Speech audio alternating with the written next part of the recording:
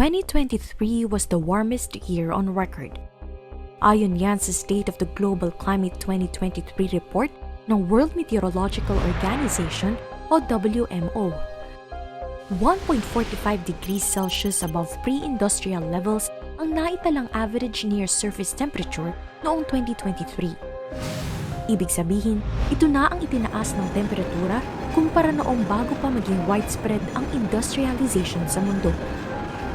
Ayon sa mga eksperto, mula nang magsimula ang industrialization sa iba't ibang bahagi ng mundo, mas tumaas ang carbon dioxide at greenhouse gases emissions from human activities na nakaapekto sa pagbabago ng klima. Kung susuriin, malapit na nating maabot ang 1.5 degrees Celsius threshold na napagkasunduan sa 2015 Paris Agreement. Nagpabala rin ang WMO na posibleng mas tataas pa ito ngayong 2024. Iyan din ang lumalabas na data sa monitoring ng European Union. Ayon sa Copernicus Climate Change Service, naitala ang highest temperatures on record from June to August 2024. Ang resulta ng global warming, extreme weather events na nararanasan sa buong mundo, gaya ng mas malalakas na bagyo at mas matinding tagtuyot. Mas malalang epekto ng natural disasters tulad ng pagbaha at wildfires, environmental degradation, food and water insecurity, at pati na economic disruption. Ang tanong, posible bang ma-reverse ang effects ng climate crisis? What are the reasons to be hopeful about climate action? Here's what you need to know. Ang global warming o ang patuloy na pagtaas ng temperatura sa mundo ay dulot ng greenhouse gas emissions sa atmosphere.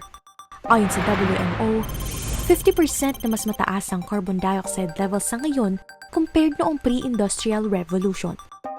Dahil dito, inaasahang mas tataas pa ang temperature sa mga susunod na taon.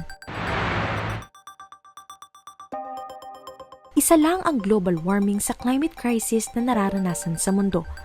Sa 2023 report ng WMO, nagdulot din ang mataas na temperature ng record-breaking level of ocean heat na nakakasama sa marine ecosystem.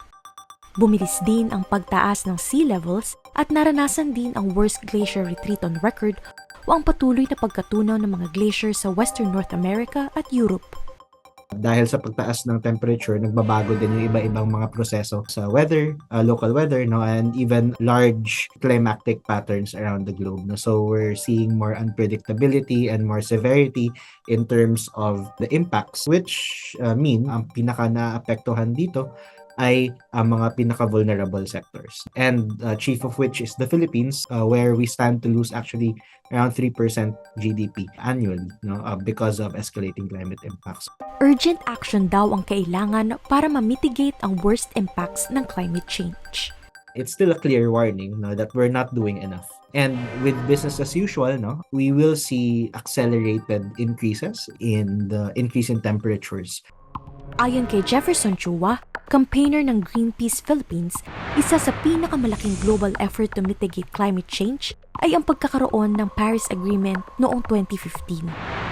196 countries ang nag-adopt nito, kabilang na ang Pilipinas. Ang goal ng agreement, maibaba ang carbon emissions ng 45% by 2030 and reach net zero by 2050. The problem is that the window is super narrow already to achieve this. And there are a lot of projections that say that even if we stop all of our fossil fuel activities right now, it doesn't mean na gagaan na yung mga climate impacts. Sa lahat ng bansa sa Southeast Asia, Pilipinas lang ang walang net zero target. Pero balak daw ng pamahalaan na higitan ang targets nito sa pamamagitan ng mas malawak na paggamit ng renewable energy. Layunin ng Department of Energy na i-increase by 35% ang renewable energy share sa power generation mix by 2040.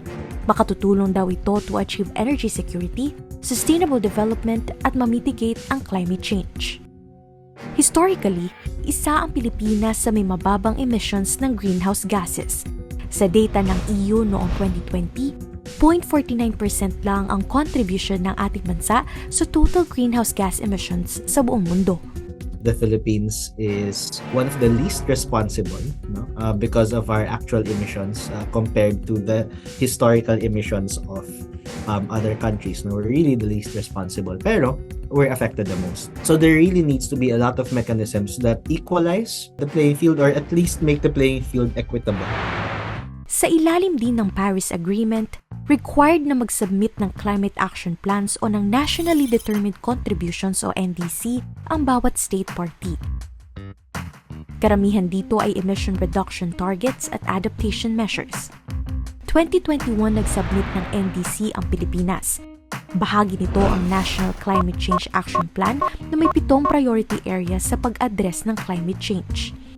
Nag-commit din ang Pilipinas ng 75% na reduction and avoidance sa projected greenhouse gas emissions mula 2020 to 2030. Kasama dyan ang emissions mula sa industriya ng agriculture, waste, transport, at energy. 2.71% lang yung unconditional reduction, which means na ito yung actual emissions reductions na ima-mandate ng government na gagawin niya. The other portion na of that emissions reductions is conditional. Ibig sabihin, nakadepende sa mga bilateral agreements, technology transfer. So, I guess in terms of that, no, mababa yung unconditional reductions natin. It needs to be more ambitious. Isa rin sa mga bagong ipinatutupad para ma-address ang climate crisis ay ang konsepto ng loss and damage. Loss and damage kung tawagin ang negative impacts ng climate change sa kabila ng mitigation at adaptation efforts. May dalawa itong kategory. Ang economic loss and damage ay tumutukoy sa costs na maaaring ma-quantify tulad ng pinsala sa infrastructures o crop losses. Non-economic naman kung tawagin ang mga negatibong epekto ng climate change na hindi kayang sukatin ng pera, tulad ng cultural destruction at displacement of way of life. Sino nga ba ang dapat magbayad nito? Lalo na at ang mga bansang pinaka-vulnerable sa climate change ay kadalasan ang may pinakamababang greenhouse gas emissions. This is where the Loss and Damage Fund comes in. Ito ay inilala ang pera o compensation para sa irreversible effects ng climate crisis. A lot of livelihood losses, for example, na nagbago na yung pamamalakad ng mga fisher folk, for example, kasi wala na silang mga fish kasi mainit na yung dagat. And they have to change their way of life. They have to uproot themselves from where they live. Naging operational ang fund na ito noong 2023 matapos maapurbahan sa COP27.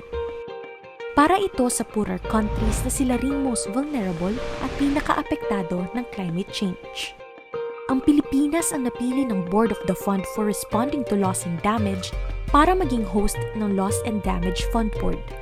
At nitong August, nilagdaan ni President Bongbong Marcos ang Republic Act 12019 o ang Loss and Damage Fund Board Act.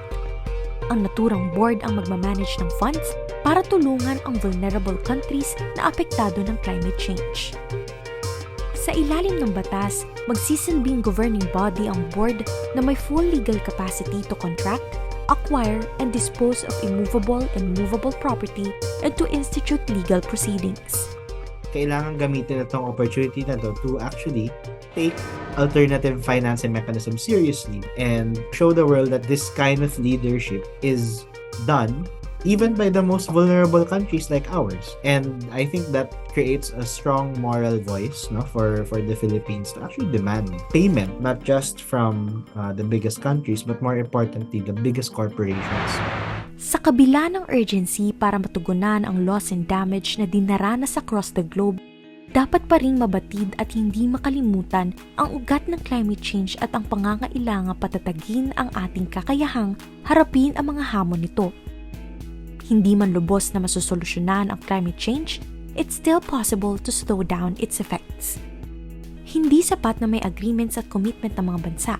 Kailangan na mas maayos at seryosong implementation ng policies at proposals para sa climate actions at ma-achieve ang climate targets. The window is rapidly closing for genuine climate action. Even to some observers, no, kahit nga ginawa mo na lahat ngayon, magically everyone stops emitting carbon, for example, no, hindi pa rin okay ang climate, and it will become okay 10-20 years later. So imagine in that 10 to 20 years, no, how many more will suffer? there will be still a time where things will get worse before it gets better.